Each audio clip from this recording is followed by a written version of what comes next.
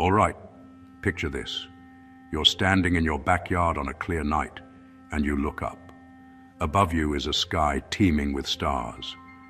But let's be honest, those points of light barely scratch the surface of what's really out there. Let's start small. Imagine a single grain of sand. If you zoom in, you'll see millions of atoms packed in there, and each atom is mostly empty space. Go deeper. Inside each atom, tiny nuclei, and around them, electrons whizzing like planets around a sun. The scale is mind-boggling. If an atom were the size of a football stadium, its nucleus would be a single pea at the center. The rest, empty space. But let's flip that. Let's go big. The Earth, huge to us, is just a tiny blue marble compared to the sun. And our sun, just one of about 100 billion stars in the Milky Way galaxy. The crazy part? The Milky Way itself is just one of at least 2 trillion galaxies. So, when you look at the night sky, every bright dot could have its own planets, maybe even life.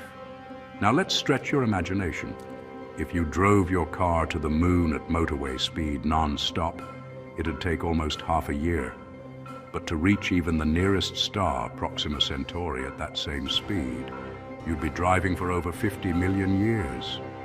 That's the kind of distance your brain just isn't built to handle. And the numbers get even wilder.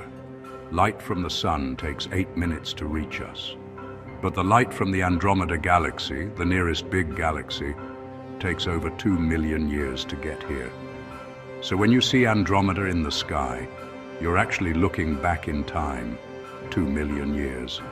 Here's where it gets really wild.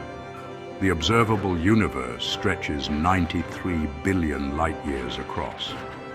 That's not just big, it's almost beyond comprehension.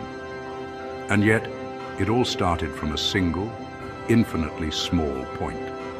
So next time you're feeling overwhelmed by your daily problems, just remember, compared to the vastness of the universe, we're all a bit of cosmic dust. But what an amazing place for dust to be curious. So keep looking up, keep asking questions, and never stop exploring the edges of scale.